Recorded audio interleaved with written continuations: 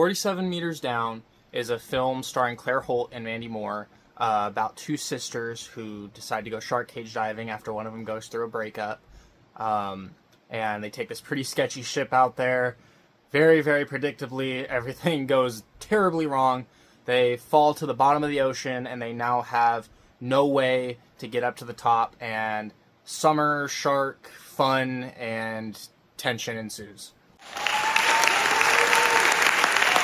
Despite being one of these, typically dumb shark movies, it does do a few things really, really well. One of the first things that it does really well is the visuals. Once you go underwater with these characters, you stay there. It does not cut up to the surface. It does not show you what's going on up there. You are stuck down in this cage with them, and that creates a lot of tension, but also a lot of really cool shots and sound because everything is underwater. There's one particular shot that's really, really cool involving a flare that I won't spoil, but it is very, very cool. It also can be really tense when it wants to be tense.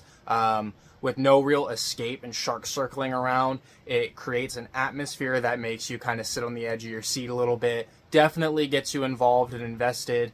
I also think that it does a very good job of setting up the mechanics that are very important to the movie.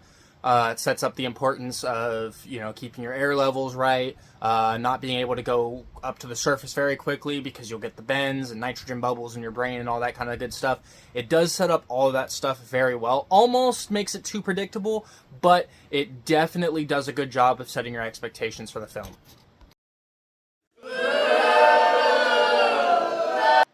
Now, on the flip side, there are definitely a few things when you're watching this movie that just make you kind of shake your head, raise your eyebrows a little bit.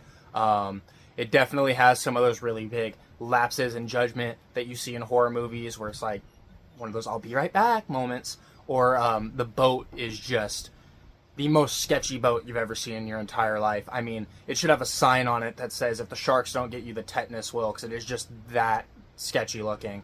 I also think the ending, while it does make a lot of sense and it is set up and it does make sense realistically for the situation that they're in, it takes away a lot of agency from the characters and kind of leaves you with a taste in your mouth where it's like, I don't feel that these characters importantly impacted anything. It was more, hey, this is something that happened to these people, rather than, hey, care about these characters and how they get themselves out of the situation.